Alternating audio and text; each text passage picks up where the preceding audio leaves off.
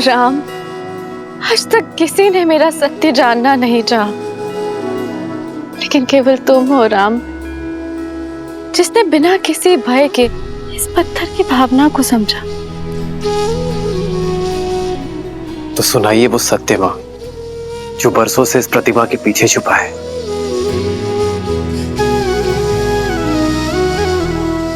मैं अहल्या, स्वयं ब्रह्मदेव ने मेरा निर्माण किया।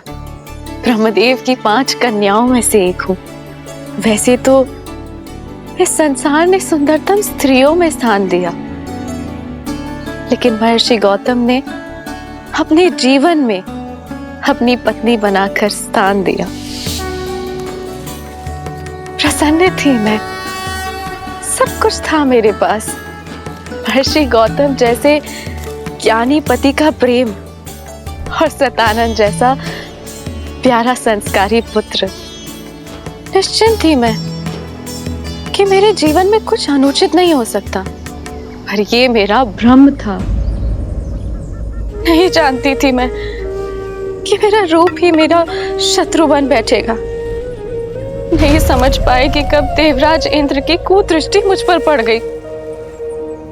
नहीं जानती थी मैं कि देवराज इंद्र उस अवसर की प्रतीक्षा कर रहे हैं जो मेरे जीवन में आपदा बनकर आने वाला था, मेरा संसार बिखेर देने वाला था।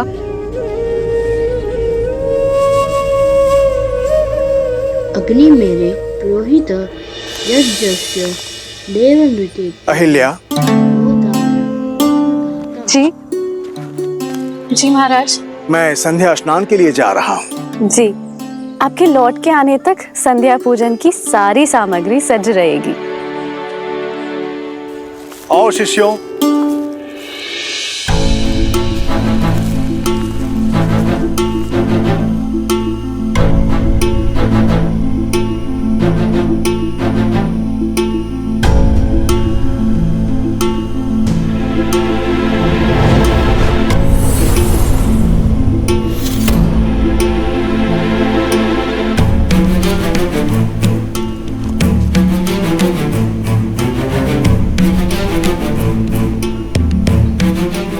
पुत्र सतानंद, तुम्हारे पिताश्री संध्या स्नान के लिए गए हैं और अपने वस्त्र यहीं पर भूल गए। तो जाओ और तुम्हें ये दे के आओ। जी माँ।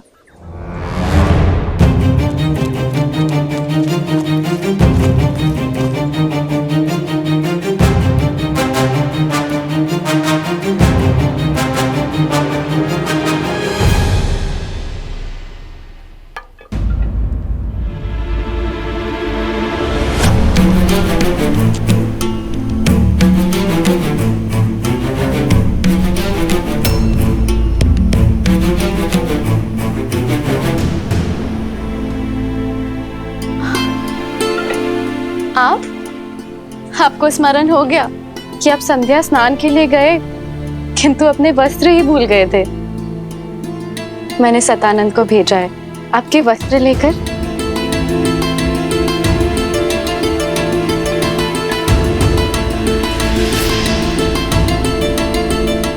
इसीलिए हम अपना वस्त्र छोड़कर गए थे कि तुम सतानंद को बाहर भेजो और हम दोनों को एकांत में कुछ समय मिल सके। अहिल्या,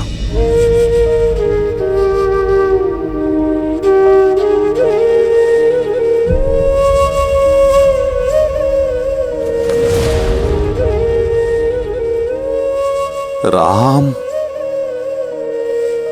इंद्र की शक्तिशाली माया जाल में फंस गई।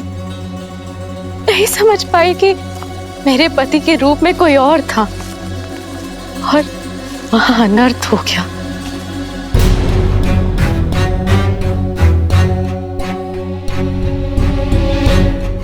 कौन हो तुम? मेरा वेश धारण करके मेरे आश्रम में क्या कर रहे हो तुम?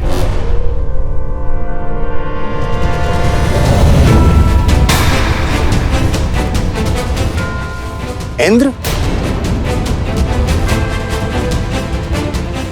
देवता होते हैं मनुष्य और ऋषियों की रक्षा के लिए, परंतु तुम एक ऋषि पत्नी के साथ,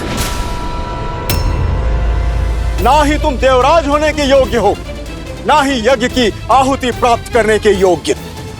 नहीं ऋषिवर, ऋषिवर मुझे क्षमा कर दीजिए, मुझसे बहुत बड़ी भूल हुई है ऋषिवर। तुम्हारे पाप के कारण जीवन के प्रत्येक क्षण में तुम्हें शाप भोगने के योग्य हो तुम।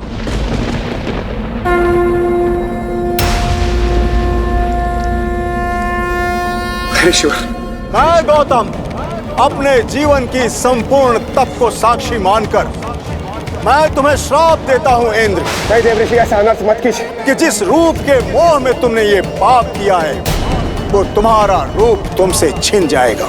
तुमने इंद्रत्व का अपमान किया है भोगी, तुम आजन्म रोगी रहोगे। देव ऋषि, तुम्हारे संपूर्ण शरीर पर सहस्त्रों घाव हो जाएंगे। तुम अपना पुरुषत्व खो दोगे इंद्र। असुर तुमसे युद्ध में विजयी होंगे। तथास्तु।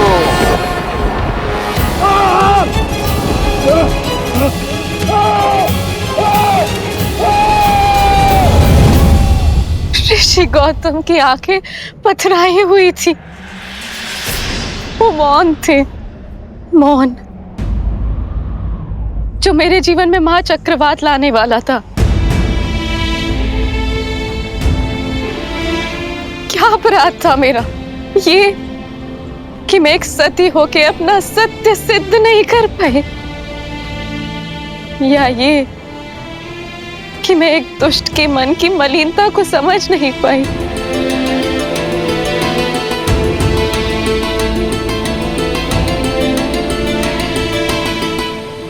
सच में तुम्हें ज्ञात नहीं था कि वो मैं नहीं हूं।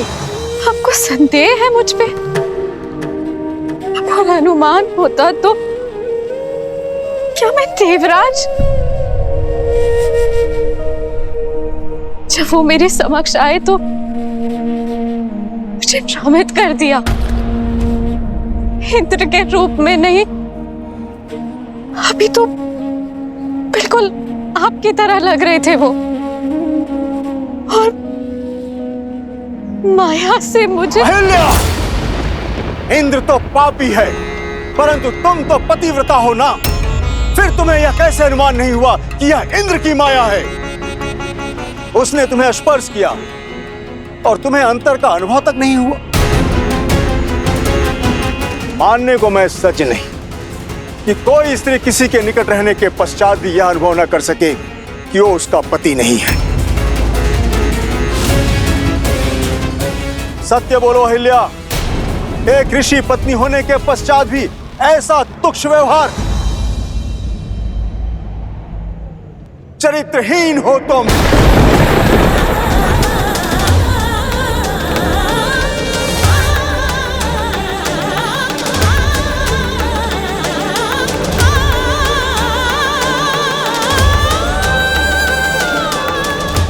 जो स्त्री शब्दों से, भाव से, स्पर्श से किसी की भावना को न समझ सके वो पत्थर के समान होती है।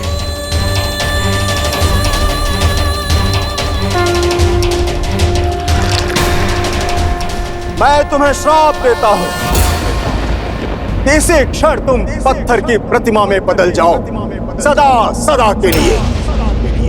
तथास्तु।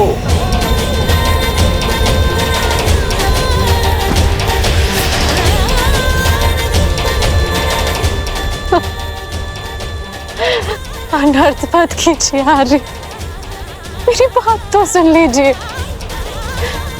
मेरे पक्ष का सत्य जान लीजिए। जो देखा उसके पश्चात भी अब क्या कुछ शेष है सुनने के लिए? नहीं अहिल्या, तुम क्षमा के योग्य नहीं हो। मेरा श्राप अवश्य पूर्ण होगा। तुम्हें यह पीड़ा अकेले ही भोगनी पड़ेगी, और जो कोई भी इस क्षेत्र में प्रवेश करेगा वो तुम्हारे पाप का भागीदार बनेगा। तुम्हें श्राप से वही मुक्त करेगा जो काम, क्रोध, मद, मोह, लोभ और मत्सर से मुक्त होगा।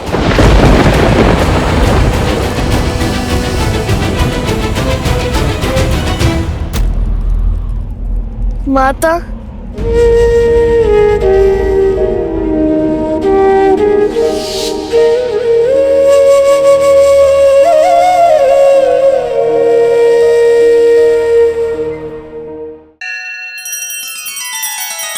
श्री रामचंद्र कृपालु भजु मन हरण भव भय दारुणम् नव कंज लोचन कंज मुख कर कंज पद कंजारुणम्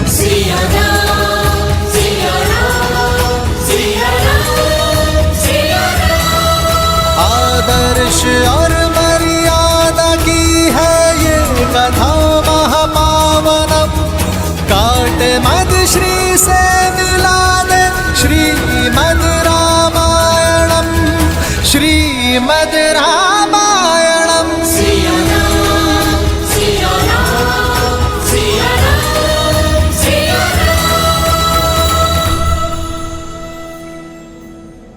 मुझ पर अपराध हुआ और दंड भी मुझे ही मिला। मेरा पक्ष सुने बिना मेरा न्याय किया गया। तब से मैं प्रतीक्षा में हूं कि कोई आए और मेरी पीड़ा सुने। और अब तुम आए हो राम। इनकी बात पर विश्वास नहीं किया जा सकता। महर्षि गौतम जैसे महान ऋषि क्या ऐसे श्राप दे देंगे?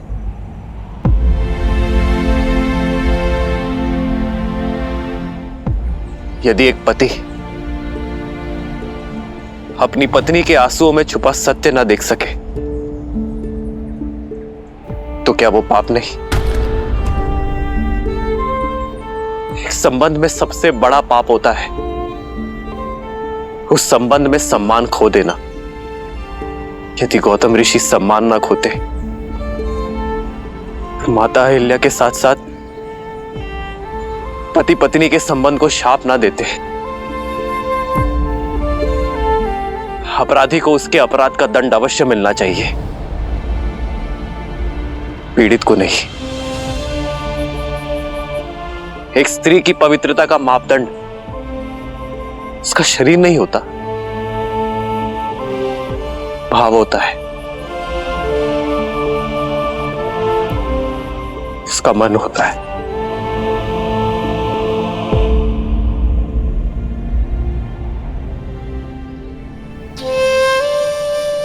मैं लज्जित हूं मां कि आपके पति ने आपकी पीड़ा नहीं समझी, किंतु ये पुत्र समझता है। आप निष्पाप है मां, आपको दिया गया शाप अनुचित था।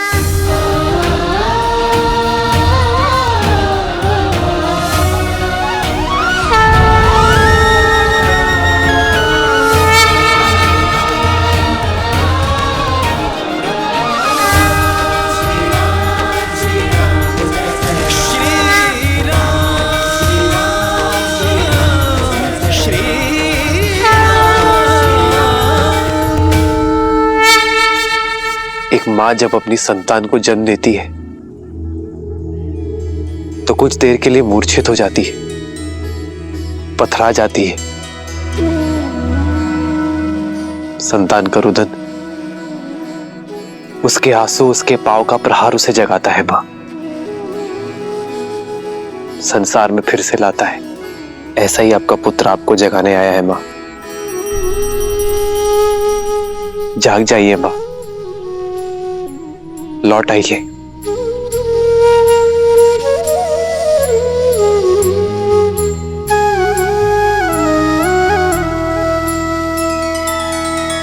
नैना करुणा पग में ममता पाषाण में लादे प्राण निष्पाप ना कभी दंड भोगे राम का है ये विधान। श्री राम श्री राम श्री राम श्री राम श्री राम श्री राम श्री राम श्री राम।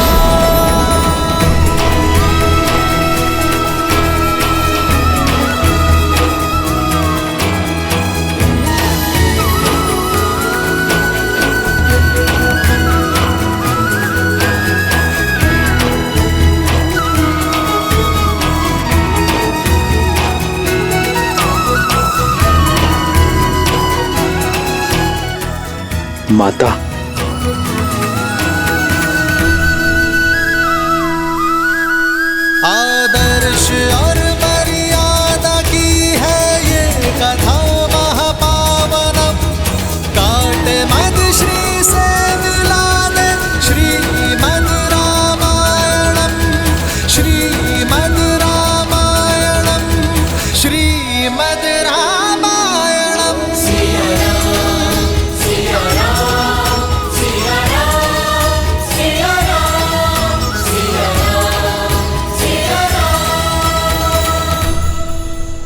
माता, माता, पुत्र, माता,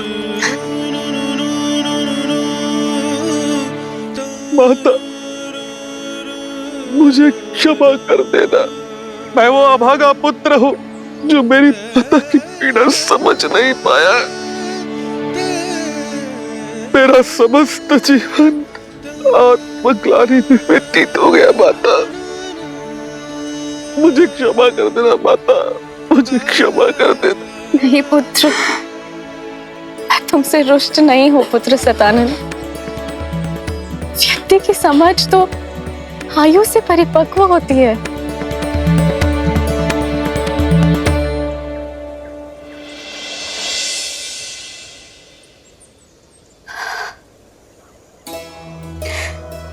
मेरे जाने का समय हो गया है राम, और जीवन का उद्देश्य भी, जो कदाचित तुम्हारी यात्रा में आकर संसार को संबंधों की सीख देना था। आज तुम्हारे सत्य ने मुझे मोक्ष दिलाया है। जैसे मैं केवल राम का नाम लेकर इस संसार से जा रही हूँ, उसी प्रकार सभी सिर्फ तुम्हारा नाम लेकर ही साथ जाएंगे।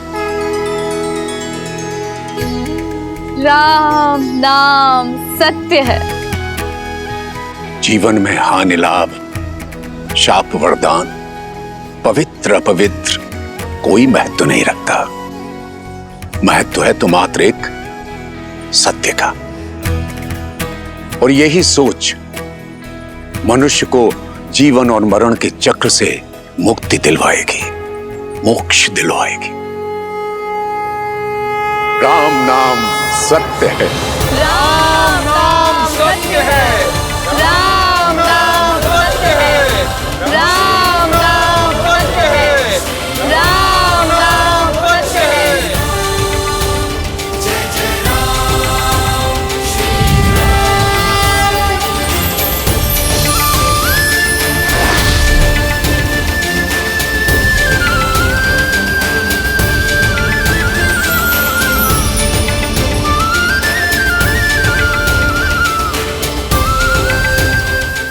अद्भुत। राम नाम सत्य है। हाँ देवी, राम नाम से बड़ा सत्य तो इस संसार में और कोई हो ही नहीं सकता। क्योंकि श्री राम जैसे मनुष्य अपने अपयश की चिंता किए बिना दूसरों की पीड़ा हरते हैं। अपने विषय में सोचे बिना दूसरों के विषय में सोचते हैं। अब ऐसे मनुष्यों के जीवन का मार्ग तो सत्य से ही परिपूर्ण होगा। वहीं दूसरी ओर रावण जैसे लोगों के लिए उनके व्यक्तिगत लाभ, उनके अभिमान, उनके यश से बढ़कर और कुछ नहीं होता। और यही कारण था कि रावण सीता के स्वयंवर में जाने के लिए सज्ज हुआ।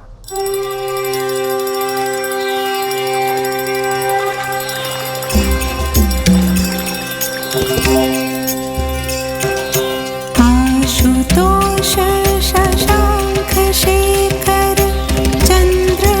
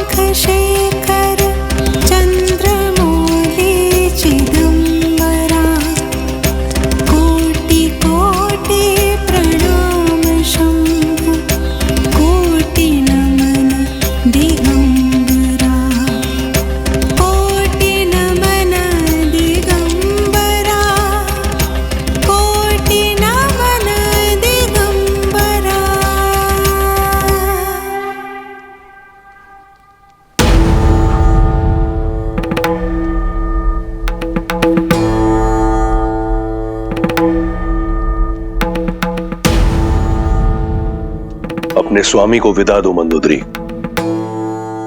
वेदा, कहाँ प्रस्थान कर रहे हैं आप? मिथिला। मिथिला? स्वयंवर में, जहां से लंका के लिए निमंत्रण ही नहीं आया। निमंत्रण अतिथि को दिया जाता है, विजेता को नहीं।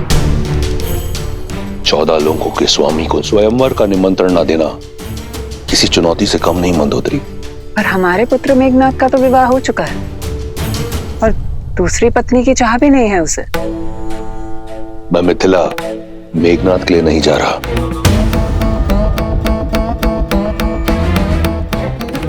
तो फिर तो ये चुनौती सम्मान का नहीं, उपहास का कारण बनेगी रक्षराज। आपकी आयु तो जनक से भी अधिक है। निसंदेह, परंतु ना मैं जनक हूं और ना सीता का पिता, और आयु उन्हीं की बढ़ती है जो स्वयं को वृद्ध माने। इतने वर्षों पश्चात मेरा प्रेम, मेरी सेवा आपके लिए कम पड़ गई। मंदोदरी, तुम मेरे लिए वो अमूल्य रत्न हो जिसका तेज, जिसकी चमक कभी मंद नहीं होगी। तुम सदैव मेरी पटरानी रहोगी। फिर जनक पुत्री क्यों? मैं मिथिला केवल जानकी के लिए नहीं, महान शिव धनुष पिनाक के लिए जा रहा हूं। उसका वहां मिथिला में रहना चुभता है मुझे। जब महादेव का परम भक्त यहां लंका में है तो उनका पावन धनुष वहां मिथिला में क्यों? मैं उसे यहां लेकर आऊंगा, अपनी भक्ति के प्रसाद के रूप में। और यदि जानकी मेरी वीरता का पुरस्कार बनकर यहां आती है तो इसमें क्या बुराई है? जो आप करने जा रहे हैं वो अनुचित है लंकेश।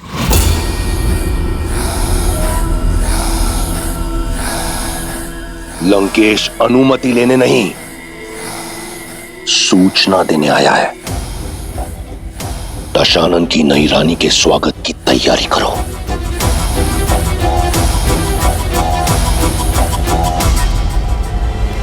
अपने इस भक्त को आशीर्वाद दे महादेव। और मुझे आशा है कि मेरी पटरानी की ओर से आपके धनुष के स्वागत में कोई कमी नहीं रहेगी।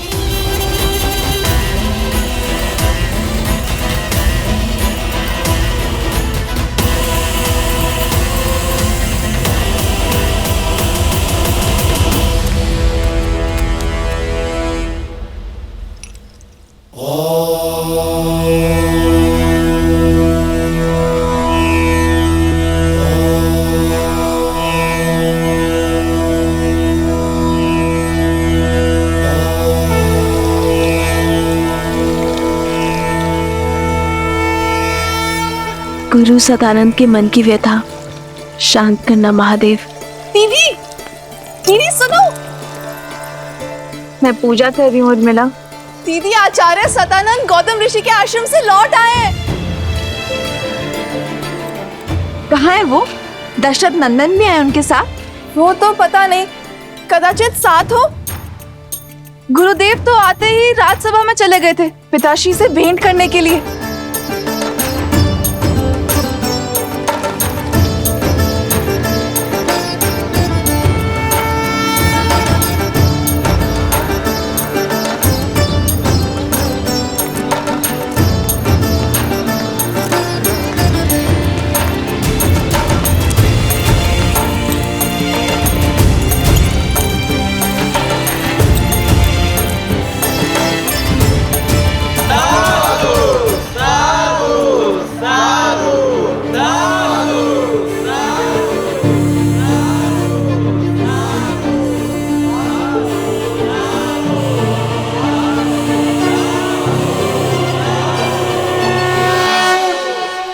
ना सिद्धि थी ना मंत्र, बस आंखों में अश्रु और वचनों में करुणा। राजन, उसका बखान मैं अपने शब्दों में नहीं कर पाऊंगा। अपने स्पर्श से मेरी माता को श्राप मुक्त कर दिया और मुझे बिना स्पर्श के इस अभिशाप से कि मैं एक चरित्रहीन का पुत्र हूं, आज मैं आपके समक्ष गर्व के साथ यह कह सकता हूं कि मैं अहिल्या पुत्र सतानंद हूं। मेरी मां कलंकिनी नहीं है, मेरी मां पवित्रा है, पवित्रा। साधु, साधु, साधु।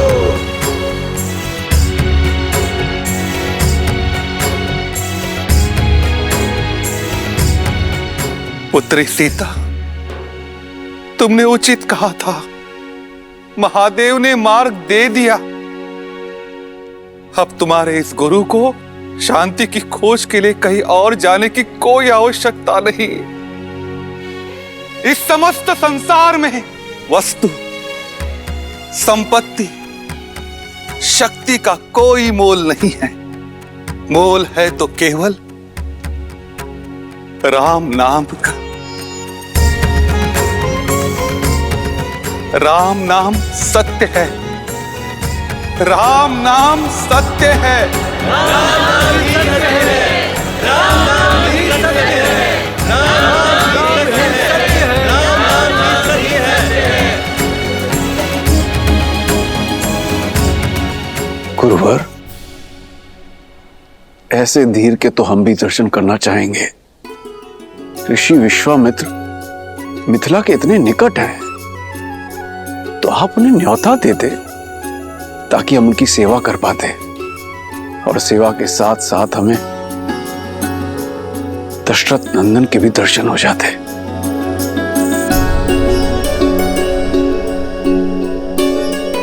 राजन, मैंने प्रयास किया था। ऋषिवर, आप मिथिला के इतने निकट है, हमें सेवा का अवसर देते। मिथिला में शिव धनुष्य यज्ञ होने वाला है और जनक कुमारी का स्वयंवर भी। मैं अवध कुमारों को किसी और उद्देश्य से लेकर आया हूं शतानंद। कभी समय मिला तो मिथिला अवश्य आऊंगा। कदाचित उनके मन में कुछ और है।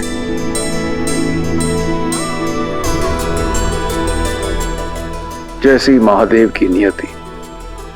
यदि महादेव चाहेंगे तो ऋषि विश्वामित्र भी हमें दर्शन देंगे और दशरथ नंदन राम भी। अवश्य महाराज। ये क्या? विश्वामित्र तो ब्रह्म ऋषि हैं। वे जानते हैं कि सीता केवल राम की ही होनी है। फिर विश्वामित्र ने मिथिला जाना अस्वीकार क्यों कर दिया? कदाचित इसलिए क्योंकि वो ब्रह्म ऋषि हैं। कदाचित इसलिए कि वह उस क्षण की प्रतीक्षा कर रहे थे जब यह निर्विवाद रूप से सिद्ध हो जाए कि श्री राम से श्रेष्ठ और कोई नहीं। कदाचित इसलिए भी क्योंकि अभी किसी और के मिथिला पहुंचने का समय हुआ है।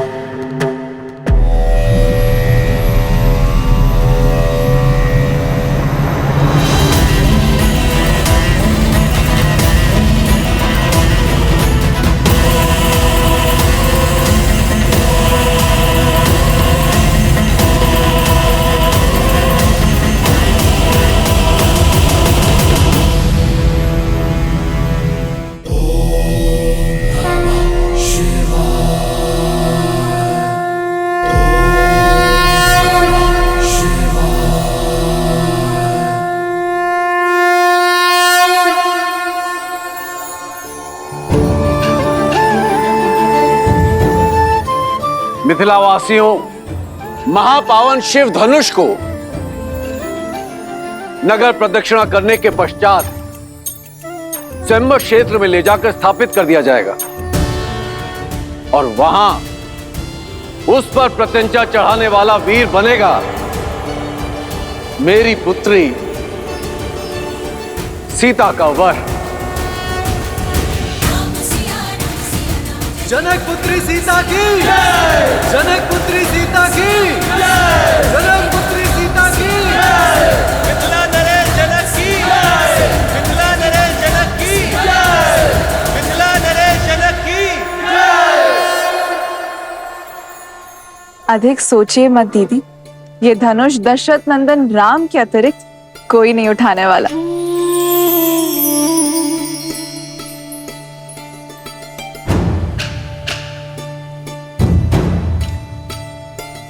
अनुष्ठान प्रारंभ करो।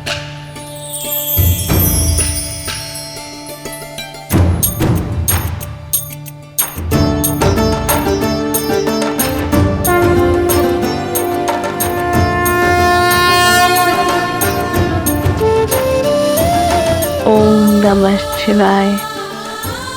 ओम नमः शिवाय।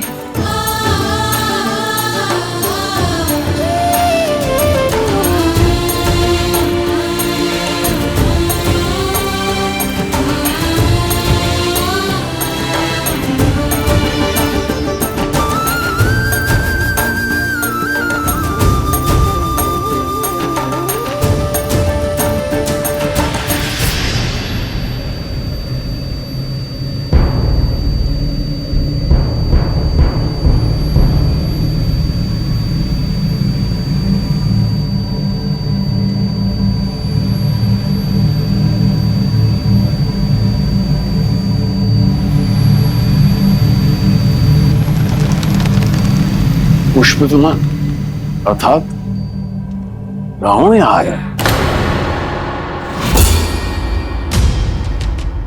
रावण, दशानन, दुष्ट राक्षसों का राजा यहाँ?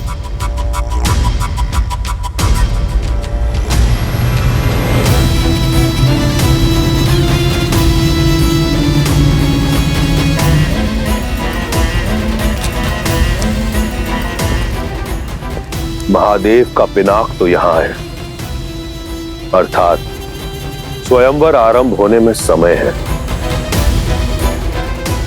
पुष्पाक,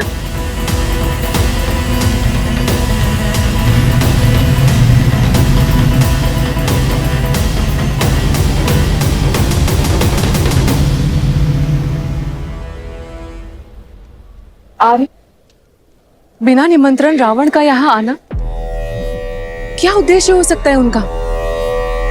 वो दशानन है, उन्हें निमंत्रणों की आवश्यकता नहीं पड़ती और नीति और नियम के अनुसार भी हम उन्हें स्वयंवर में भाग लेने से रोक नहीं सकते।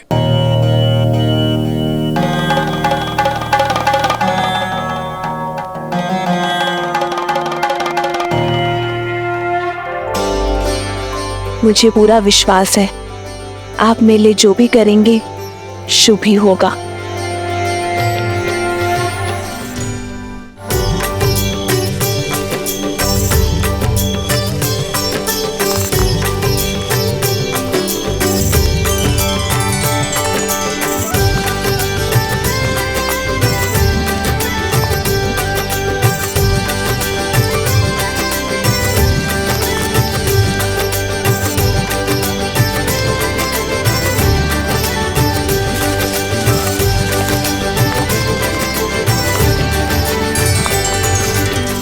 आज भूख प्यास और थकान नहीं हुई लक्ष्मण? गुरु और कहा ले जा रहे इसकी शंका तो नहीं है तुम्हें? आज मैं शंकित नहीं हूं भाई, अभी तो दृढ़ता से तत्पर हूं, क्योंकि मैं जान चुका हूं कि गुरुदेव हमें जहां भी ले जा रहे होंगे किसी कारण से ही ले जा रहे होंगे।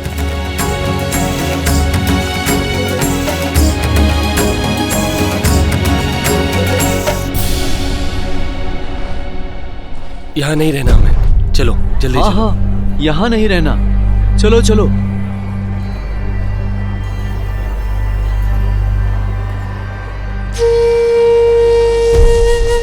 भैया सुनिए, आप सभी इतने चिंतित और भयभीत होकर जा कहाँ रहे? मत पूछो, बस यहाँ नहीं रहना हमें, जाने दो हमें, नरक है ये स्थान। परंतु मित्र, इतने सुंदर स्थान में समस्या क्या है? ये स्थान शापित है।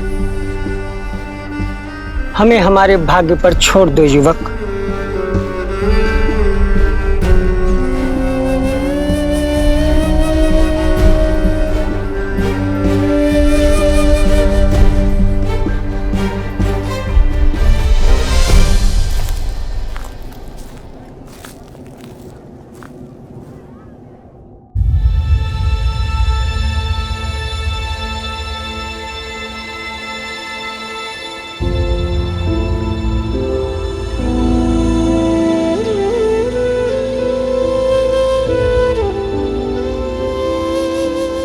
वो झील देख रहे हैं ना, कृष्ण झील।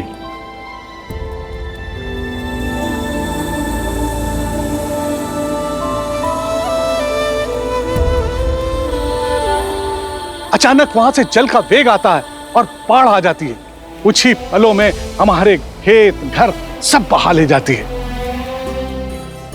अब तक जैसे तैसे हमने पुरखों की जमीन खेत को बचाकर रखा, पर अब साहस टूट चुका है।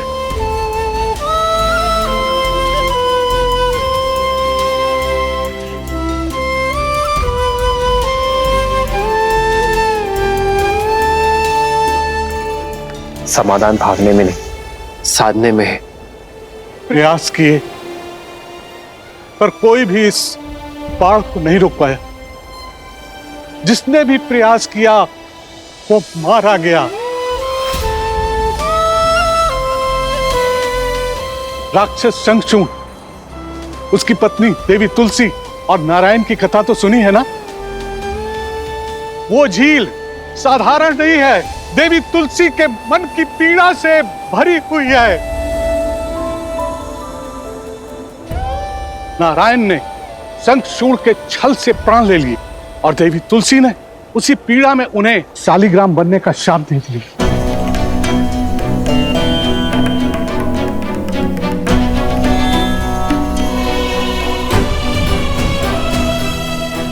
ये शालिग्राम नारायण के चिन्ह है, शापित होकर पड़े हैं गंडकी नदी के तट पर। जहां ईश्वर ही शापित हो, वहां मनुष्य के प्रयास से क्या होगा।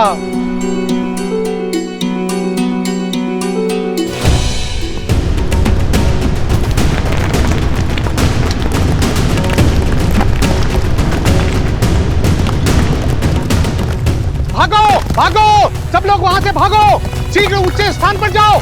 आओ, चलो इधर आओ, इधर आओ, निकलो।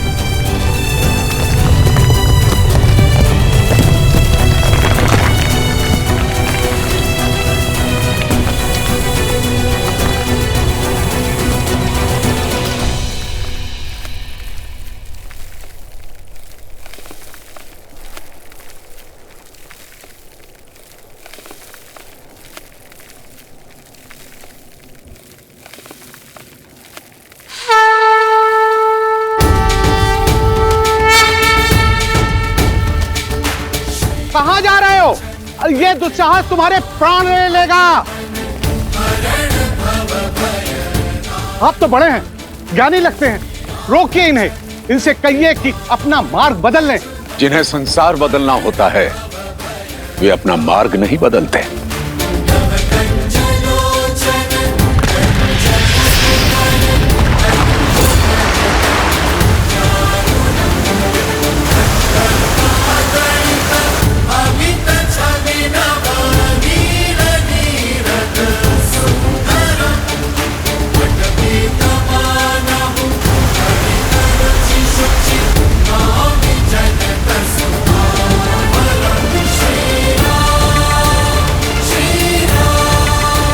हे महादेव, रक्षा करो।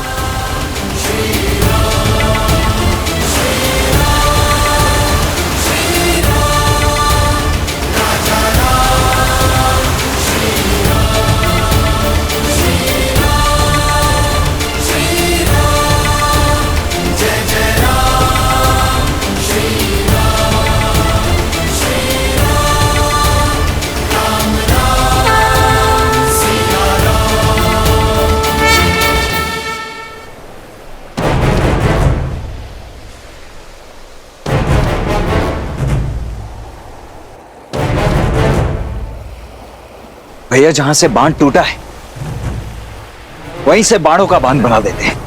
नहीं लक्ष्मण, हमें दीवार नहीं बनानी है, मार्ग बनाना है इस जल की मुक्ति के लिए।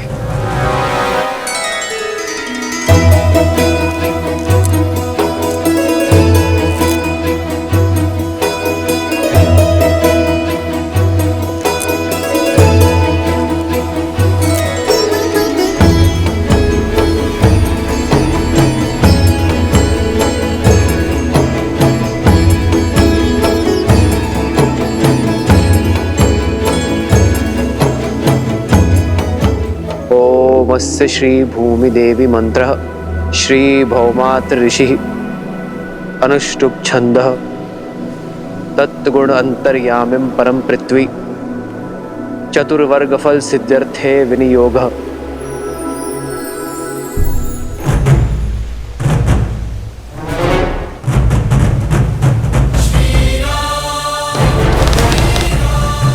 ये क्या करने जा रहे हैं? ये पत्थर तोड़कर झील को गंडकी नदी से मिलाने का मार्ग बना रहे हैं, ताकि उसका पानी गांव तक न पहुंचे।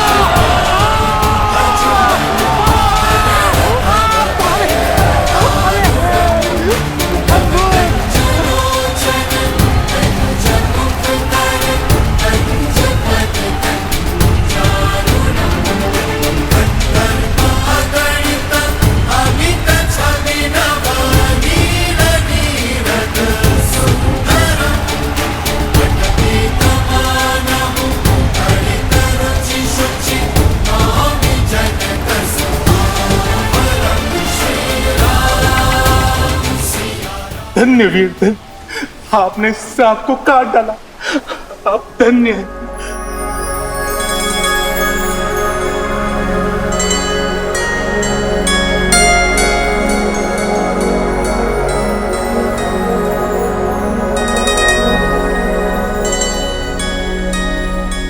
ये शालिग्राम शाप नहीं, एक सीख बनकर यहां विराजे थे।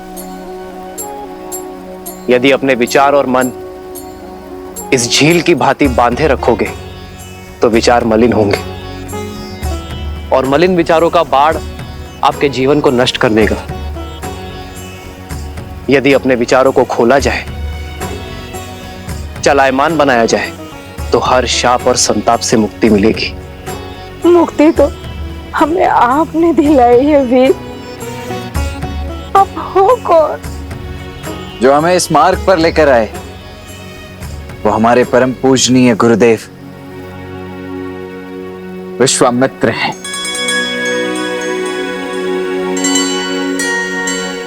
और जिन्होंने इस बाढ़ को रोका है वो मेरे ज्येष्ठ भ्राता दशरथ नंदन राम है। वही राम जिन्होंने ताड़का को मुक्ति दी, जिन्होंने देवी अहल्या को मोक्ष दिया, और अब इस झील को गंडक नदी में मिलाकर हमें हमारे कष्ट से तार दिया।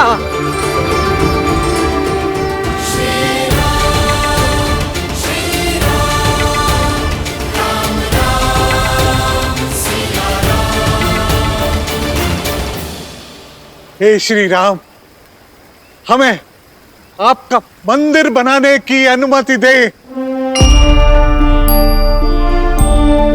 अनुमति दे भगवान, भगवान हमें अनुमति दे।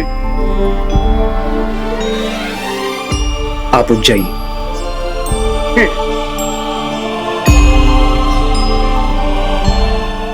आप सब उठ जाइए।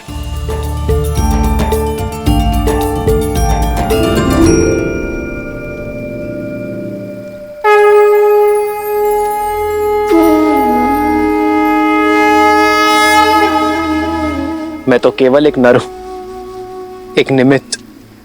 यदि मंदिर बनाना है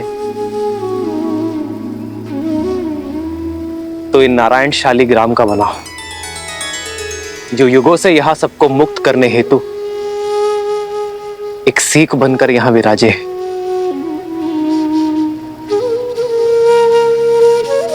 यदि मेरे गुरुवर की आज्ञा हो तो हम भगवान विष्णु का मंदिर बनाते हैं। मन की पीड़ा मार्ग मांगे है नहीं उसे बांधना, मूल संकट का मिटा दो श्री राम की ये भावना। श्री राम श्री राम श्री राम श्री राम।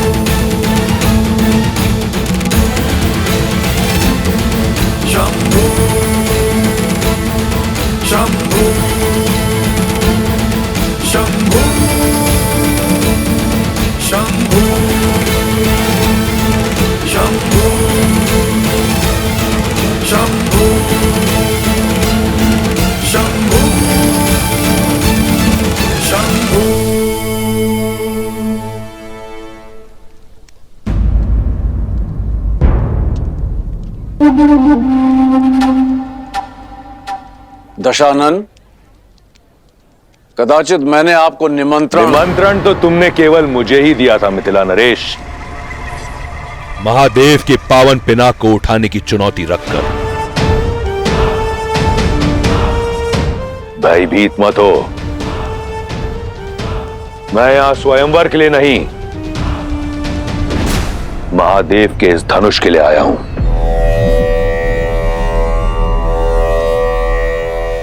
इस संसार में महादेव के परम भक्त के अतिरिक्त उनका ये धनुष उठाने का अधिकार किसी को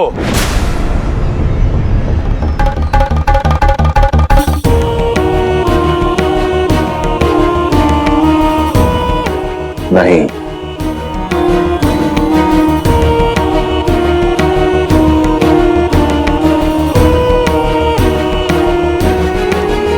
पहले स्वयंवर को स्वयंवर सभा में विधि पूर्वक प्रारंभ तो होने दीजिए दशानन। धनुष यहां है, वर भी, स्वयंवर भी। जब चुनौती पूरे होने के सारे साधन यहां है तो फिर समय व्यर्थ क्यों करें? स्वयंवर यहीं होगा, इसी क्षण होगा।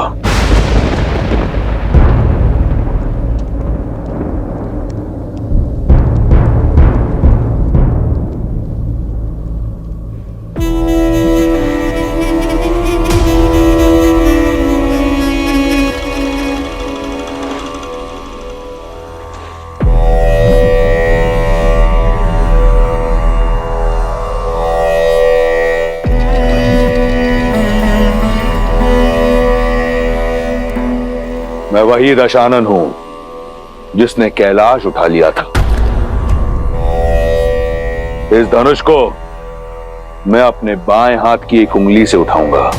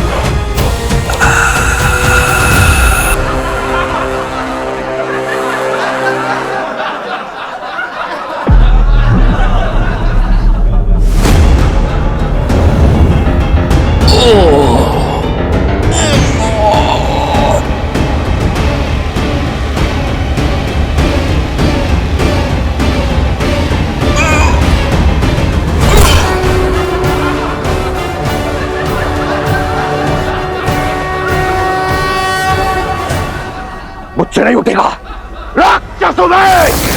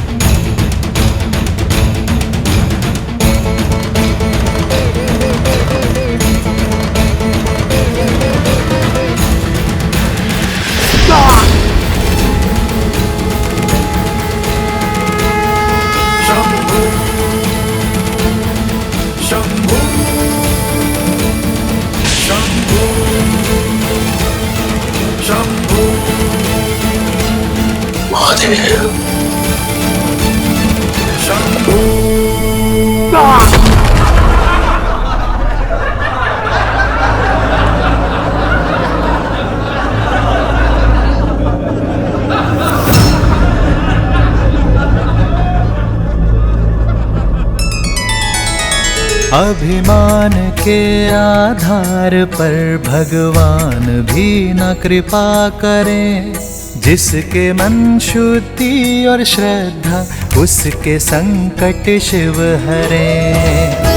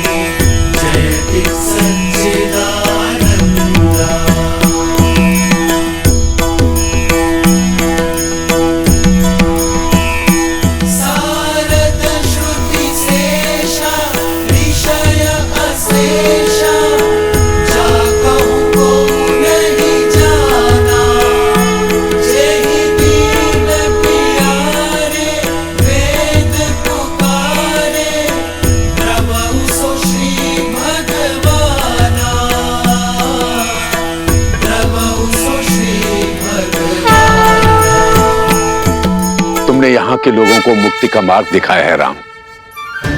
इसलिए यहाँ स्थापित ये शालिग्राम का मंदिर आज से मुक्तिनाथ कहलाएगा। श्री मुक्तिनाथ की जय, श्री मुक्तिनाथ की जय। जो भी व्यक्ति यहाँ पर पूजा अर्चना करने आएगा उसे मुक्ति मिलेगी। श्री मुक्तिनाथ की जय, श्री मुक्तिनाथ की जय।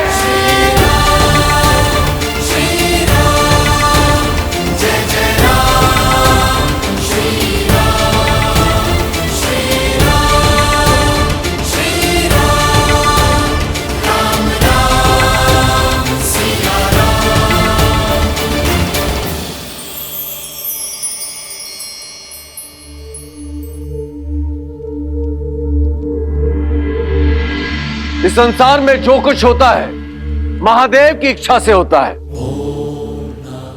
मिथिला का संकट टल चुका है।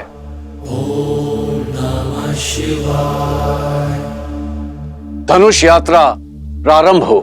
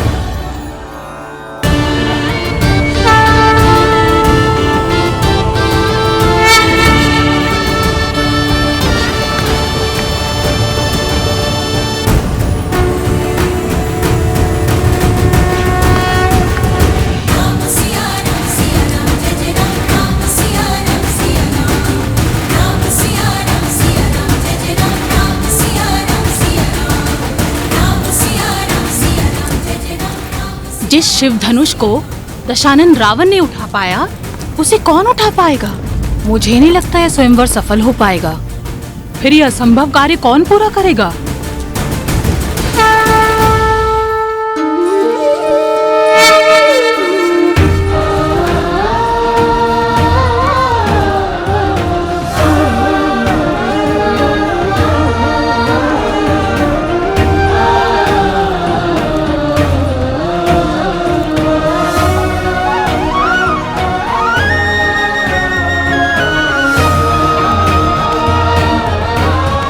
राम, ये है मिथिला नगरी, बड़ी ऐतिहासिक और पावन भूमि है।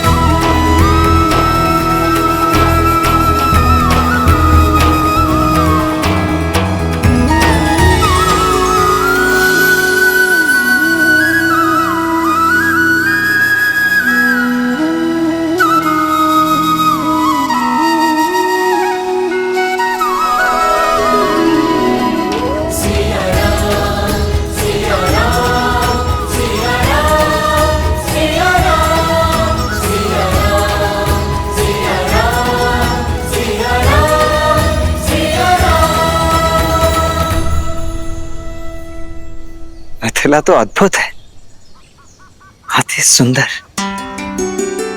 अर्थात अब हमें मिथिला के साथ साथ महादेव के पिनाक धनुष के दर्शन करने का भी अवसर मिलेगा।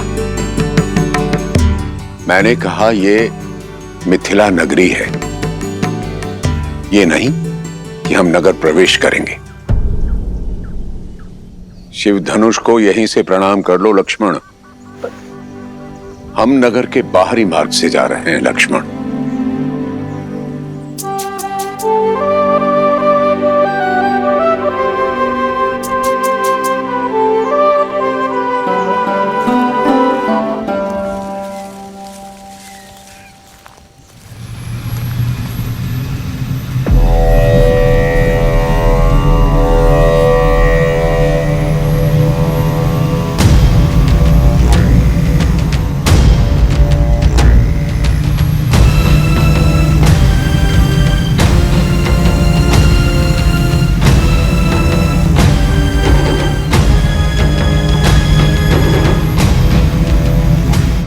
अद्भुत, इतना भव्य विमान किसका है गुरुदेव? और किसका हो सकता है? लंकाधिपति रावण का।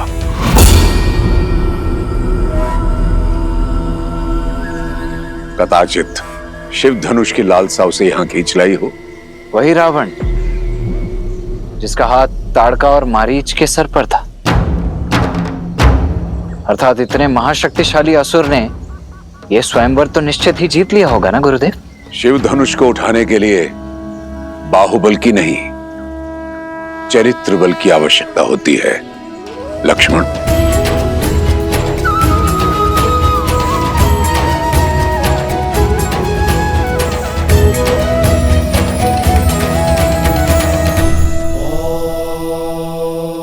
अब समझी महादेव, विश्वामित्र ने सतानन का मिथिला निमंत्रण क्यों टाला, ताकि राम रावण के वहां से निकल जाने के बाद ही वहां पहुंचे, कि उनकी भेंट उचित समय आने से पूर्व ना हो जाए। किंतु उन्हें अब राम को मिथिला लेके जाना चाहिए ना? प्रश्न केवल राम और रावण की भेंट रोकने का ही नहीं है देवी। ऋषि विश्वामित्र चाहते हैं कि राम को मिथिला उस समय ले जाया जाए जब यस्याग्रे त्राट त्राट त्रुट त्रुट ममलम टंट टंट टंट टंटम तैलम तैलम तु तैलम Kuku Quang Quang Quang Quang कम कम कम तु कम कम दंस दंस तु दंस तू ही चकितम भूपकम भूयनालम यास्ते विपग्रह सवसति सवलः पातु वः चंद्रचूडः।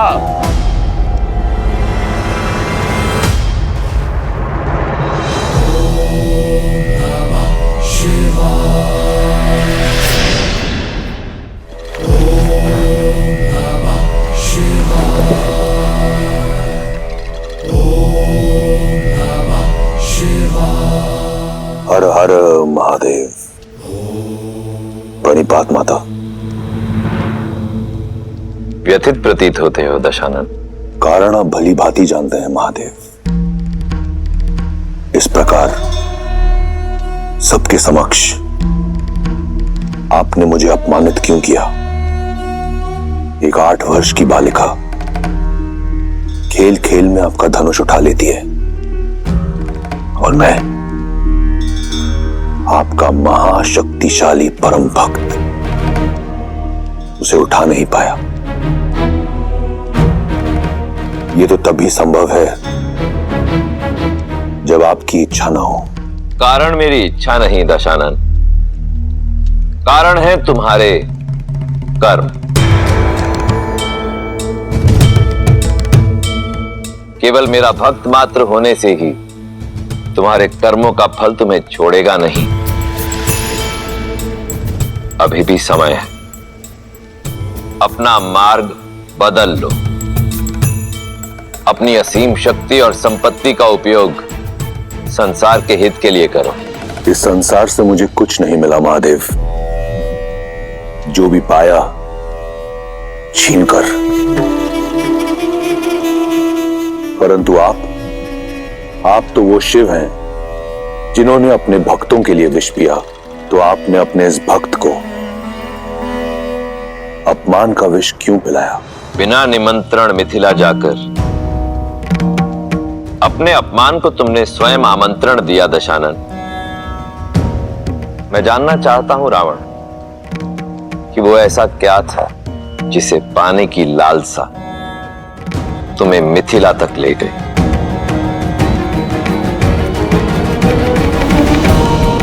लालसा आपका पावन धनुष पिनाक पाने की थी।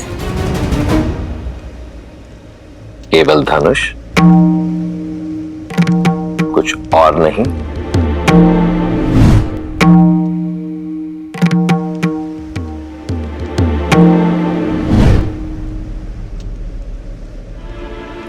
बोलो दशानन, आज तुम अपने अहंकार की भावना से इस सीमा तक ग्रसित हो चुके हो कि स्वयं अपने इष्ट के समक्ष असत्य कह रहे हो। और यही तुम्हारा उत्तर है रावण।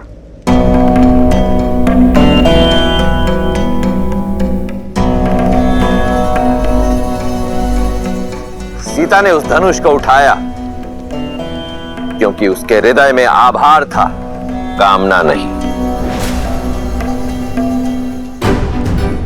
और तुम उसी धनुष को नहीं उठा पाए क्योंकि तुम्हारे हृदय में अहंकार था, भावना नहीं। तुम अत्यंत सौभाग्यशाली हो लंकापति कि तुम्हारे पास मंदोदरी जैसी पतिव्रता पत्नी है, मेघनाद जैसा आज्ञाकारी पुत्र है। इसलिए जो तुम्हारा नहीं है उसे पाने की लालसा छोड़कर जो है उसी में संतुष्ट रहना सीखो। मैंने तो यही सीखा है महादेव कि जीवन में जो मिलता है या तो प्रयास से या फिर प्रहार से।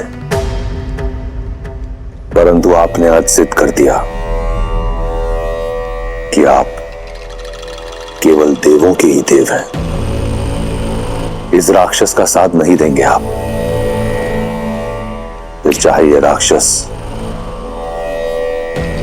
आपका परम भक्ति क्यों ना हो। आप ईश्वर हैं, जैसे आपकी इच्छा। रहिए आप देवों के देव, परंतु फिर अपने इस राक्षस भक्त से अपनी प्रवृत्ति बदलने की अपेक्षा न करें। यदि मेरे इष्ट होकर भी आप देवों के ही देव हैं, तो मैं भी आपका भक्त होकर राक्षस राज हूं। आप वही करें जिसकी अपेक्षा देवों को आपसे है, और मैं वही करूंगा जिसकी अपेक्षा राक्षसों को मुझसे है। उचित है दशानन। यदि ऐसा है तो अपने कर्मों का फल चखने के लिए भी सज्ज रहना। हर हर महादेव। माता,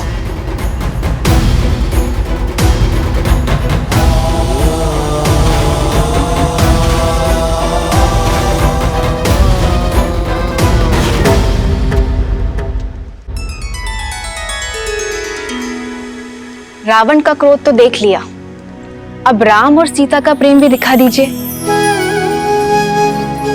बताइए ना, विश्वामित्र राम को लेके जनकपुरी कब जाएंगे? कब होगा उन दोनों का मिलन? जब समय आएगा तब ऋषि विश्वामित्र का मार्ग मिथिला की ओर जाएगा। लक्ष्मण, गुरुवर की आगे की यात्रा के लिए भी सज्ज हो। भैया, मुझे ऐसा प्रतीत होता है कि गुरुदेव आपको किसी महत्वपूर्ण कार्य के लिए सज्ज कर रहे हैं, अत्यंत महत्वपूर्ण। सही कहा लक्ष्मण, उनके हर कर्म के पीछे उद्देश्य होता ही है।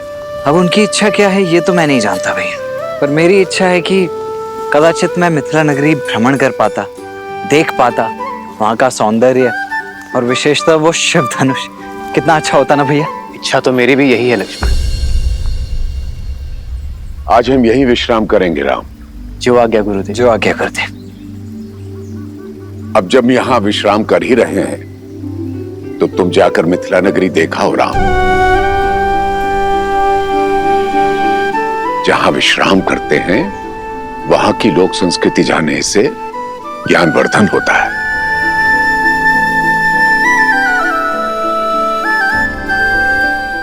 और चाहो तो लक्ष्मण को भी साथ ले जा सकते हो।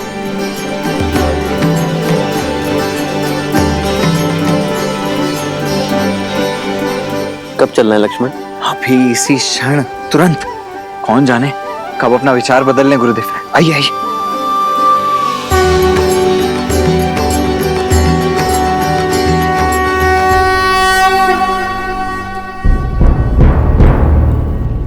सुना है ना, महादेव ने मिथिला में महाधनुष रखा ही इसलिए ताकि यहां सब शुभ हो। विश्वास रखो।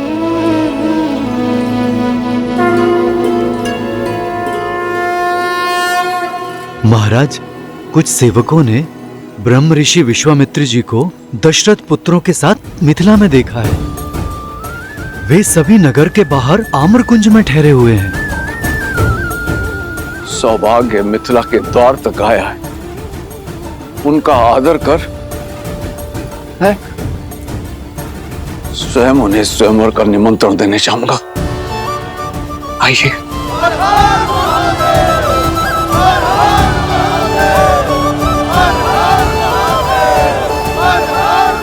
मैथिली जब विवाह करके चली जाएगी तो इस मिथिला को कौन संभालेगा? मिथिला और मैथिली दोनों को महादेव ने संभाला है, आगे भी संभाल लेंगे। महालक्ष्मी जैसा दिव्य स्वरूप आया है पुत्री। प्रार्थना करती हूँ कि नारायण जैसा दिव्य वर मिले तुम्हें।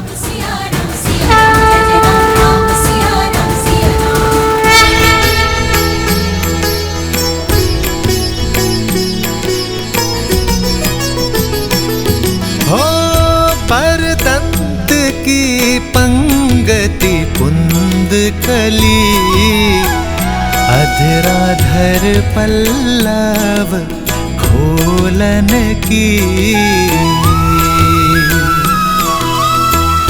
चपला चमके घन बीच जागे, छवि मोतिन माल मोलन की।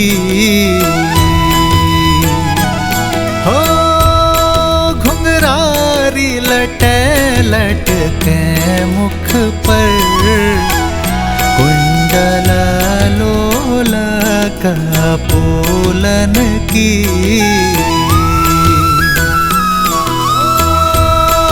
निर्छावरी प्राण करे तुलसी, बलि जाऊं ललायन बोलन की।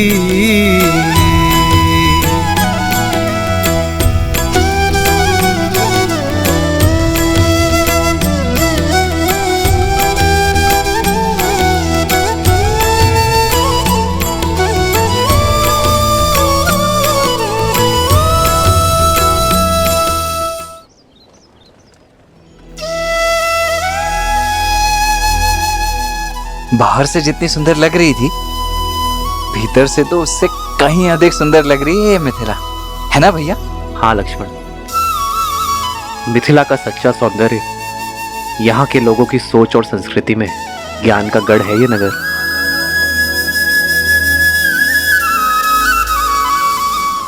कौन है ये तेजस्वी युवक?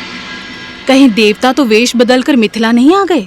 देवता क्यों, कहीं के राजकुमार भी तो हो सकते हैं। सीता स्वयंवर में आए हो, राजकुमार ऐसे गलियों में विचरण करते हैं क्या? कोई गंधर्व तो नहीं हो भी सकता है। चलो चलो आओ देखते हैं।